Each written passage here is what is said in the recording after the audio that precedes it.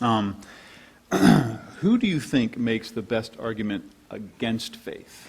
Well, I think probably one of the best atheist philosophers that I have read today would be the Australian philosopher Graham Oppy. Oppy is scarily smart, a very good thinker, good philosopher, and he's also very interested in philosophy of religion. And so he has written a number of arguments in defense of atheism, and I think he would probably be one of the best critics out there today. Now, I appreciate that he's not a well-known figure in the popular culture, but I think it's important for students to understand that the figures that are prominent in popular culture, like the late Christopher Hitchens or Richard, are not really highly respected in academia. This is a sort of pop atheism that has a broad influence in our culture, but it isn't the kind of sophisticated thinking that someone like a Graham Oppy would do. He is a very fine Australian philosopher and is doing very solid work in philosophy of religion. Another would be J. Howard Sobel at the University of Toronto, who wrote a massive book called Logic and Theism, where he takes on all the various theistic arguments. So there are certainly good conversation partners out there on the other side today. What do you think accounts for the appeal of a Dawkins or a Hitchens over the...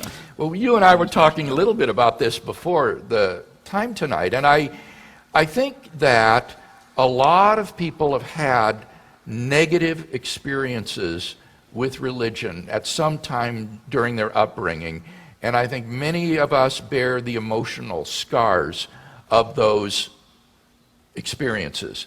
And so I found many times in students a kind of smoldering anger against God or against Christianity that is not just a kind of intellectual rejection, but it's almost a hatred, really. It's a deep resentment and anger.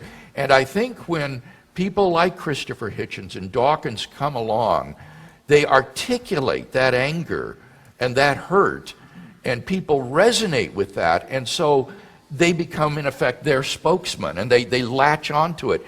But it's not typically a well-informed, carefully thought through rejection of God or Christianity. I think it does tend to be more emotionally based. But if I might say something else about that, this is ironic, I think, because in popular culture, the free thought movement or the new atheism loves to take the posture of having intellectual problems with theism or with Christianity. It's for intellectual reasons that they reject it.